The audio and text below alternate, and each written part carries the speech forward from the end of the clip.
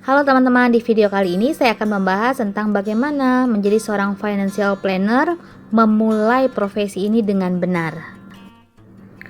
Video-video saya yang sebelumnya, teman-teman sudah pasti mendengarkan tentang Foundation Seri 1 dan 2, mengenal dunia asuransi dan menghitung komisi dan bonus penjualan asuransi. Di video kali ini saya akan membahas Foundation Series 3, memulai perjalanan sebagai financial planner dengan benar. Kenapa kita harus memulai dengan benar? Teman-teman perhatikan gedung yang sangat megah ini ya, kantor kita ya teman-teman ya. Sebuah gedung yang sangat megah, tinggi, menjulang, kokoh. Itu tergantung dari pondasi yang kuat. Sama seperti ketika kita menginginkan panjang dalam bisnis prudential, profesi kita sebagai financial planner, ada hal-hal yang harus kita lakukan dengan benar di awal saat kita join. Nah, membangun pondasi yang kuat itu kadang-kadang tidak terlihat, teman-teman. Apa yang harus kita lakukan supaya kita dapat memulai dengan benar? Setidaknya ada 3 hal ini, teman-teman ya. Memulai dengan benar profesi sebagai financial planner dengan cara 3B. Belajar keras, bekerja keras, dan berdoa keras. Mari kita membahas satu persatu ya tentang belajar keras, bekerja keras, dan berdoa keras. Yang pertama teman-teman, memulai dengan benar dengan cara belajar keras. Teman-teman, pada saat kita belajar keras, karena kita kan masuk industri ini baru ya, kita bisa belajar melalui yang pertama training atau meeting. Yang kedua, belajar secara mandiri melalui buku-buku yang dibaca, audio ataupun dari YouTube ya. Salah satu kemampuan yang harus dimiliki oleh kita adalah kerendah hatian untuk mau belajar. Belajar teman-teman melalui training. Training itu kalau di kantor kita FP1 ada setiap Sabtu ya. Teman-teman bisa belajar banyak hal. Product knowledge, basic selling, advanced selling, proof force, handling objections, syariah. Nah, ini semua materi-materi yang teman-teman perlu kuasai. Yang kedua, belajar melalui Kompas. Komunitas Pasti Sukses itu adanya hari Senin di FP1. Teman-teman belajar dari speaker-speaker yang sudah lebih berhasil ya. Yang ketiga, itu teman-teman belajar personal, mau di Pro University maupun di Proof Force, atau teman-teman belajar dari leader-leader secara personal ya. Saya juga menyiapkan materi-materi video ini untuk teman-teman belajar secara mandiri ya. Kuncinya adalah di belajar dengan keras. Teman-teman, kalau untuk belajar mandiri ada buku wajib yang perlu dibaca kalau kita berprofesi sebagai financial planner atau pebisnis asuransi. 2 buku ini adalah 2 buku basic. Yang pertama, Berpikir dan Berjiwa Besar, teman-teman perlu baca sampai habis. Yang kedua adalah buku step-step untuk selling ya, yang berjudul Jurus Anti Gagal dalam Menjual. Teman-teman, e-booknya saya akan kirim juga di Telegram. Nah, teman-teman, 2 buku ini wajib dibaca, dipelajari oleh kita semua ya. Kenapa? Teman-teman perlu tahu, buku ini sangat powerful, dipakai oleh banyak orang yang berhasil di industri ini. Kalau saya nggak suka baca gimana?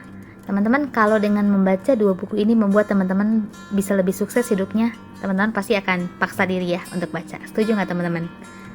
Kalau saya sudah selesai baca gimana? Teman-teman baca ulang 2 kali, 3 kali, 4 kali, sampai 10 kali ya teman-teman ya.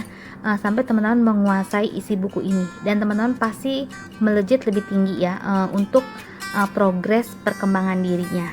Intinya teman-teman perlu belajar wajib mandiri, yaitu dengan cara training, meeting, belajar personal, dan juga membaca buku. Ini nggak bisa ditawar ya teman-teman. Yang kedua teman-teman, setelah belajar keras, bekerja keras ya. Bekerja keras teman-teman begini, perlu ada sistem kerja yang konsisten. Teman-teman bekerja keras itu di awal-awal lakukan presentasi ke calon nasabah per hari 2-3 orang ya. Lalu setelah presentasi follow up lagi. Itu sistem kerja yang konsisten setiap hari. Yang kedua teman-teman perlu memiliki yang namanya buku kerja. Buku itu buat apa? Pencatatan goal pribadi. Dalam buku kerja itu ada goal tahunan kita, goal bulanan, goal mingguan, sampai goal harian. Teman-teman, ada perbedaan besar antara orang yang memiliki buku kerja sama orang yang nggak punya buku kerja. Orang yang nggak punya buku kerja kerjanya nggak beratur ya. Orang yang punya buku kerja dia bisa mengevaluasi kinerja dia.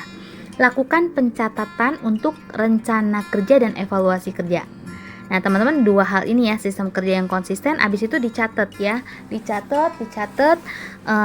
Jadi kita punya pencatatan yang rapi. Yang ketiga teman-teman, bekerja keras ya.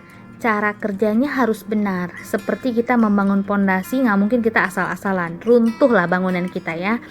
Cara kerja yang benar gimana? Teman-teman nggak bisa memanipulasi nasabah. Teman-teman perlu edukasi calon nasabah dengan benar bahwa mengambil asuransi itu untuk jangka panjang. Nggak bisa sebulan lapse atau berhenti orangnya ya. Itu namanya merugikan nasabah.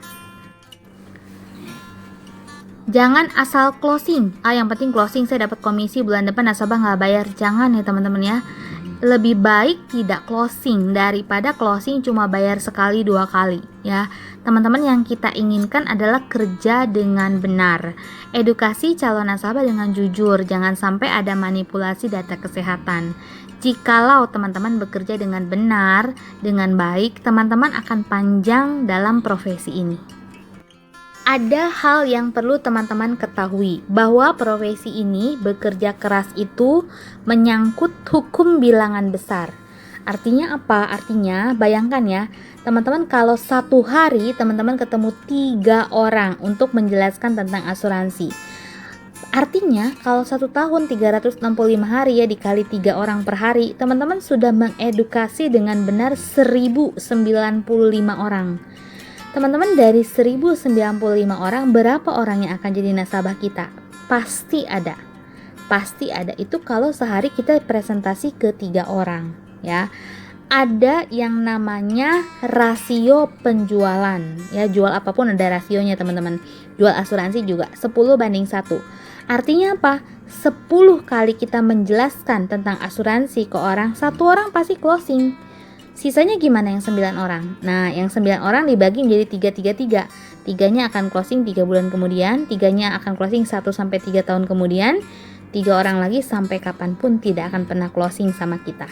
Nah, teman-teman, kalau menyadari adanya rasio, teman-teman bisa lebih sadar ya bahwa pekerjaan ini adalah pekerjaan hukum bilangan besar.